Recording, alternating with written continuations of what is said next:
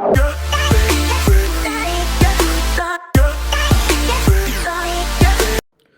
तो नमस्कार दोस्तों, आप सभी लोगों का स्वागत है Lokesh sir academy YouTube channel पर। और आप सुन रहे हैं मुझे लोकेश कोहली को। दोस्तों, जैसे कि आप सभी लोग जानते हैं, ज्ञान संपदा की ये सीरीज़ चल रही है और पार्ट नंबर 6 जो है आज हम लोग डिस्कस करेंगे। अगर आपने इसके पहले के वीडियो नहीं देखे हैं तो एक बार आप डिस्क्रिप्शन बॉक्स में जाके लिंक को देख लें। और अब आप अपने लोकेश सर एकेडमी के ऐप से भी जुड़ सकते हैं। इसकी भी जानकारी आप लोगों को डिस्क्रिप्शन बॉक्स में मिल जाएगी। तो ज्ञान संपदा मध्य प्रदेश के संदर्भ में मैं आप लोगों को पढ़ा रहा हूँ। ये एक ऑडियो सीरीज़ है और पार्ट नंबर 6 आप देख रहे हैं। लास्ट जो यूनिट थी उसमें मैंने आप लोगों को शुंग वंश के बारे में बताया था। आज हम लोग जो डिस्कस करेंगे वो है हिंदू यूनानी उत्कर्ष। तो हिंदू यूनानी उत्कर्ष है और इसके बाद में हम लोग शक क्षत्रप पढ़ेंगे, नागवंश और बोधि राजवंश, ये 4 वंश हम लोग इसमें कंप्लीट करेंगे। तो चलिए बिना किसी देरी के स्टार्ट करते हैं। तो इसे पढ़ने के लिए आप लोगों के लिए पास में ज्ञान संपदा बुक होना चाहिए, पेज नंबर 4, और आप देखेंगे हिंदू यूनानी उत्कर्ष आप लोगों को मिलेगा।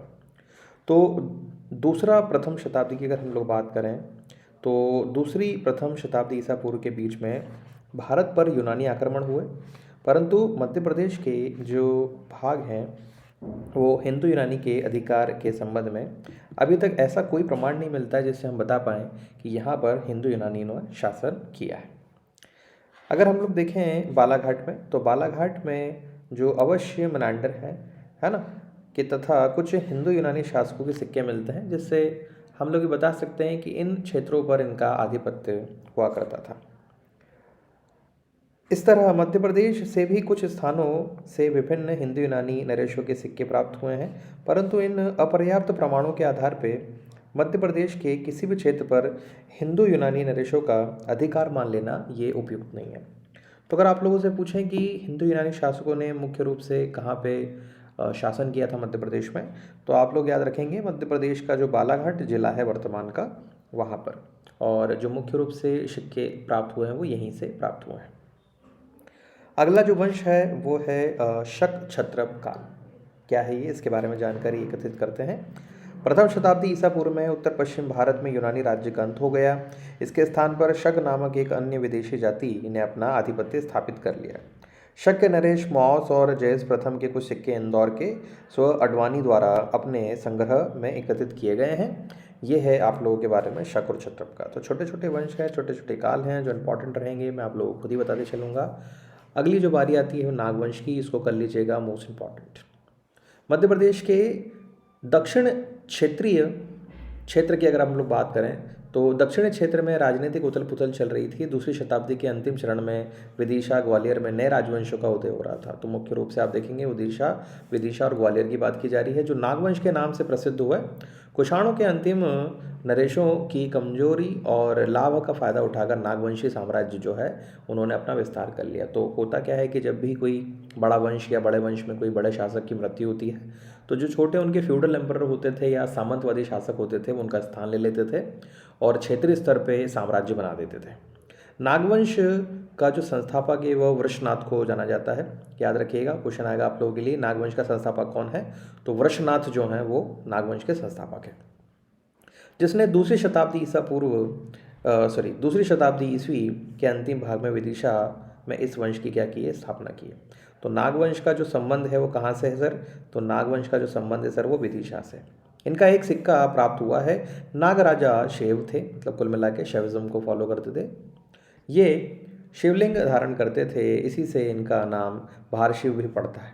याद रखिएगा कि आपसे पूछा जाएगा भारशिव जो हैं वह किसका एक दूसरा उपनाम है, तो नागवंश जो है उन्हीं का है।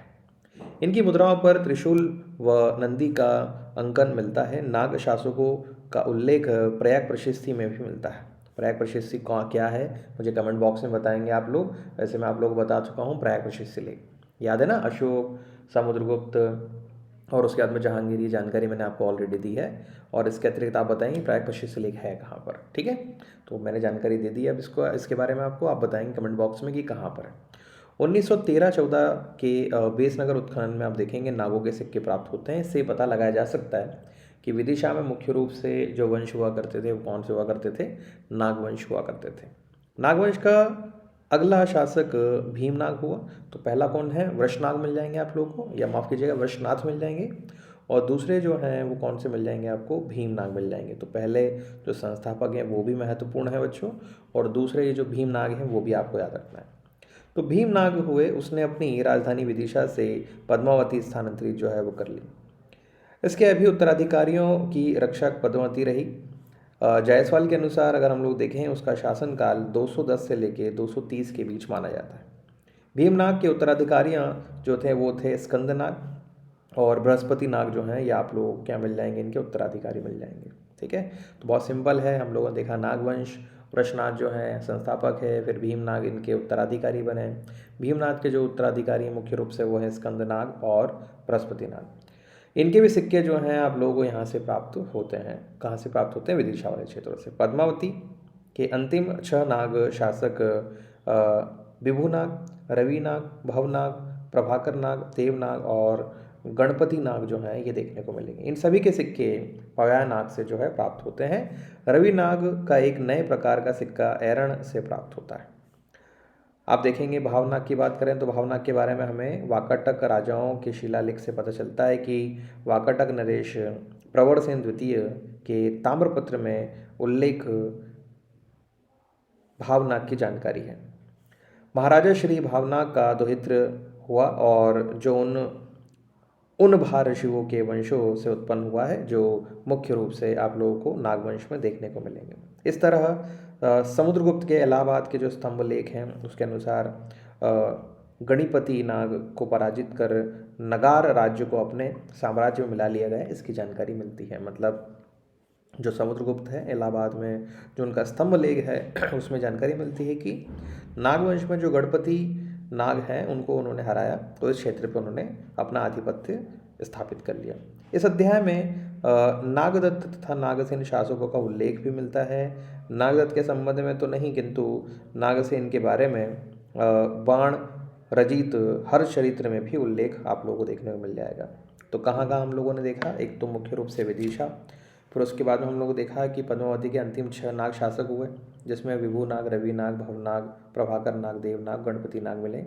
गणपति नाग इसलिए मशहूर हैं क्योंकि इनकी जानकारी इलाहाबाद के प्रयाग प्रशिष्टि में मिलेगी। समुद्रगुप्त बताते हैं कि गणपति नाग को हरा के इन्होंने इस क्षेत्र पर क्या कर लिया था? आधिपत्य स्थापित कर लिया।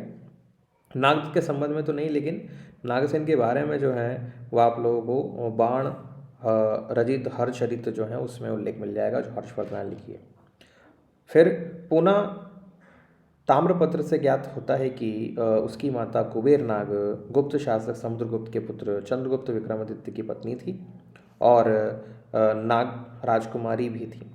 इस तरह राजवंश और गुप्त के संबंध से ये जानकारी प्राप्त होती है कि जूनागढ़ का जो अभिलेख है उसमें भी नागवंशी शासकों की आप लोगों को क्या मिल जाएगी? जानकारी मिल जाएगी। तो हम लोग जो हैं वो कितने वंश कंप्लीट कर लिए हैं सर? हिंदू यूनानी कर लिए हम लोगों ने, शक क्षत्रप कर लिया है, नागवंश हम लोगों ने पूरा कंप्लीट कर लिया है। और जैसे कि मैंने आप लोगों को बताया था, अब हम लोग जो पढ़ेंगे वो पढ़ेंगे बोधि राजवंश। ठीक, तो बोधि राजवंश बहुत छोटा सा है, इसको हम लोग कंप्लीट करते हैं। चलिए, तो ईसा की दूसरी तीसरी शती की अगर हम लोग बात करें तो त्रिपुरी, जो वर्तमान का जबलपुर है, ये क्वेश्चन आता है कई बार कि त्रिपुरी किस स्थान को कहा जाता है? जो वर्तमान का जबलपुर है, क्षेत्र पर बोधि वंश के राजाओं की जानकारी मिलती है। तो बोधि वंश का जो संबंध है वो कहाँ पर मिल जाएगा आप लोगों को? जबलपुर में मिल जाएगा। त्रिपुरी उत्खनन में इस राजवंश के 4 शासक, एक श्री बोधि, वसु बोधि, चंद्र बोधि और शिव बोधि के नाम से ज्ञात होता है। तो आप लोगों को याद रखना है ये चारों के नाम। ठीक है, श्री वसु इस दिमाग में रख लीजिएगा, बोधि बोधि लगाने की जरूरत नहीं है। श्री वसु, चंद्र और शिव। ठीक, इस राजवंश के सिक्के जबलपुर के डॉक्टर महेश चंद्र चौबे के निजी संग्रह में सुरक्षित है आज भी। तो अगर आप जबलपुर से हैं तो आप जरूर जाएं डॉक्टर महेश चंद्र चौबे जी के वहाँ पर, आप गूगल करेंगे आप लोगों को पूरी जानकारी मिल जाएगी। उत्खनन से प्राप्त एक मिट्टी की मुद्रा पर महासेन नामक शासक का नाम मिलता है। महासेन 350 ईस्वी के लगभग त्रिपुरी क्षेत्र पर शासन करता था। इसका बोधि वंश से कुछ संबंध था या नहीं, ये ज्ञात नहीं हो पाया है अभी तक। अगर आप लोगों को ये पसंद आ गया हो तो आप अपने दोस्तों के साथ में इसको ज़रूर शेयर करें और सब्सक्राइब भी कर लें लोकेश्वर अकेडमी को। इसके बाद में लास्ट वंश जो है इसको हम लोग पढ़ेंगे, यह है मध्य या फिर महाराज वंश। इसके बाद में हम लोग गुप्त काल जो है वो नेक्स्ट वीडियो में, मतलब कि जो पार्ट नंबर 7 है उसमें मैं आप लोगों को पढ़ाऊँगा। तो चलिए मध्य या महाराज वंश जो है उसको भी हम लोग देख लेते हैं। तो मध्य प्रदेश के जो बघेलखंड है, मतलब कि आप लोग देखेंगे जो मेकल वाला जो क्षेत्र है मुख्य रूप से वो, तो मध्य प्रदेश के बघेलखंड क्षेत्र पर कुषाणों के समय मध्य और या फिर महाराज वंश जो है उनका शासन या आधिपत्य हुआ करता था। जैसे कुषाणों की डेथ होती है, आप लोग देखेंगे या शासक कमज़ोर आएंगे, तो ये जो है इस क्षेत्र पे राज कर लेंगे और अपना आधिपत्य स्थापित करेंगे। इस वंश का प्रथम शासक जो है वो था भीमसेन। तो याद रखिएगा, प्रथम शासक कौन है? भीमसेन है। इस वंश के राजा भद्रमद और शिवमद थे। तो एक भद्रमद और शिवमद इनको राजा मिल जाएंगे। बघेलखंड के एक अभिलेख के अनुसार 140 से 170 ईस्वी में इस वंश के कोसीपुत्र पोटसिरी ने बघेलखंड क्षेत्र पर शासन किया था। इनके तथा अन्य कई मगवंश शासकों के सिक्के, मुहर, शिलालेख कौशाम्बी, पीटा, उसके बाद में बांधवगढ़ से प्राप्त होते हैं। मगवंशी के विरोध के कारण कुषाण सत्ता महाकौशल क्षेत्र में जम नहीं पाई। तो ये पूरा का पूरा भाग था। आज हम लोगों ने हिंदू यूनानी, शक क्षत्रप, नागवंश और बोधि वंश के बारे में देखा और महाराज वंश। अगला जो वीडियो आएगा पार्ट नंबर जो 7 है, इसमें हम लोग गुप्त काल के बारे में डिस्कस करेंगे। आप देख रहे थे पार्ट नंबर 6 ज्ञान संपदा मध्य प्रदेश के संदर्भ में। उम्मीद है आप लोगों को पसंद आया होगा। अगर पसंद आया तो अपने दोस्तों के साथ में इसको जरूर शेयर करें, लाइक करके मुझे बताएं और हाँ, सब्सक्राइब कर लें Lokesh sir academy YouTube channel को। बेल आइकन को दबाएं जिससे सबसे पहले नोटिफिकेशन आप लोगों के पास में आए। बहुत बहुत धन्यवाद। जय हिंद, जय भारत। Thank you.